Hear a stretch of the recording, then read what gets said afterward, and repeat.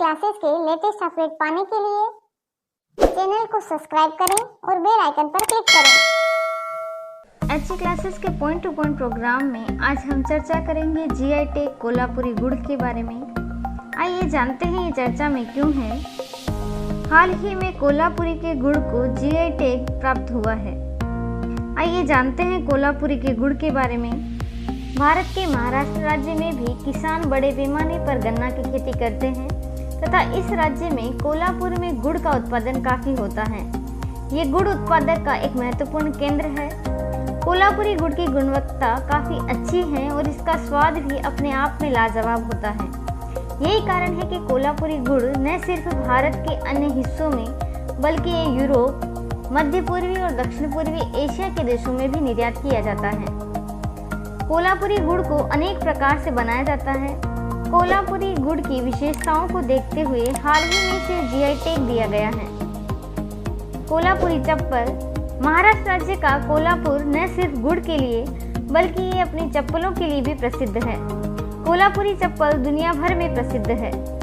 कोल्हापुरी चप्पल की विशेषताओं के चलते ही इन्हें भी पूर्व में जीआई टैग प्राप्त हो चुका है। आइए जानते हैं क्या होता है जीआई टैग या भौगोलिक संकेतक।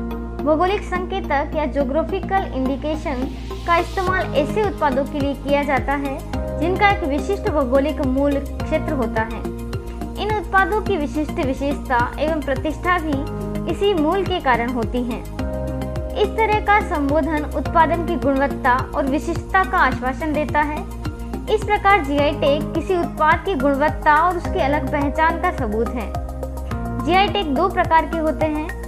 पहले प्रकार के वे भौगोलिक नाम हैं जो उत्पाद के उद्भव के स्थान का नाम बताते हैं, जैसे शैंपेन, दार्जिलिंग आदि। दूसरे गैर भौगोलिक पारंपरिक नाम हैं जो ये बताते हैं कि एक उत्पाद किसी एक क्षेत्र विशेष से संबद्ध है, जैसे अल्फासो, बासमती, रसगुल्ला आदि। जीआई टैग को औद्योगिक संपत्ति के संरक्षण के लिए पेरिस कन्वेंशन के तहत बौद्धिक संपदा अधिकारों के घटक के रूप में शामिल किया गया है। आइए जानते हैं किसको दिया जाता है जीआई टैग। वैश्विक बौद्धिक संपदा संगठन के अनुसार निम्नलिखित उत्पादों को जीआई टैग दिया जा सकता है। कृषि उत्पादों जैसे चावल, जीरा, हल्दी, नींबू आदि। खाद्यान्न वस्तुओं जैसे रसगुल्ला, लड्डू, मंदिर के विशिष्ट प्रसाद आदि। वाइन और स्पिरिट पेय जैसे शैंपेन और गोवा के एल्कोहलिक पेय पदार्थ फेनी आदि। हस्तशिल्प वस्तुएं या हैंडीक्राफ्ट जैसे मसूर सिल्क, कांजीवरम सिल्क। इसके साथ ही मिट्टी से बनी मूर्तियां, टेरिकोटा और औद्योगिक उत्पाद आदि। आइए जानते हैं जीआई टैग से लाभ को। जीआई टैग किसी क्षेत्र में पाए जाने वाले उत्पादन को कानूनी संरक्षण प्रदान करता है। जीआई टैग के द्वारा उत्पादों के अनधिकृत प्रयोग पर अंकुश लगाया जा सकता है। ये किसी भौगोलिक क्षेत्र में उत्पादित होने वाली वस्तुओं का महत्व बढ़ा देता है। जीआई टैग के द्वारा सदियों से चले आ रहे पारंपरिक ज्ञान को संरक्षित कर उसका संवर्धन किया जा सकता है। जीआई टैग के द्वारा स्थानीय उत्पादों को अंतर्राष्ट्रीय स्तर पर पहचान बनाने में मदद मिलती है। इसके द्वारा टूरिज्म और निर्यात को बढ़ावा देने में मदद मिलती है। आइए जानते हैं जीआई टैग से संबंधित अन्य तथ्यों को। अंतर्राष्ट्रीय स्तर पर भौगोलिक संकेतक का विनिमय विश्व व्यापार संगठन के बौद्धिक संपदा अधिकारों के व्यापार संबंधी पहलुओं पर समझौते के तहत किया जाता है।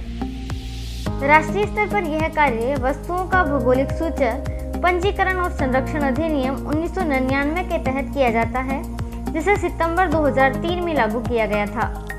वर्ष 2004 में दार्जिलिंग टी जीआई टैग प्राप्त करने वाला पहला भारतीय उत्पाद बना था। गौरतलब है कि भौगोलिक संकेतक का पंजीकरण 10 वर्ष के लिए ही मान्य होता है। इसके बाद इसका पुनः नवीनीकरण कराया जा सकता है। एचई क्लासेस के लेटेस्ट अपडेट के लिए चैनल को सब्सक्राइब करें और बेल आइकन पर क्लिक करें। धन्यवाद।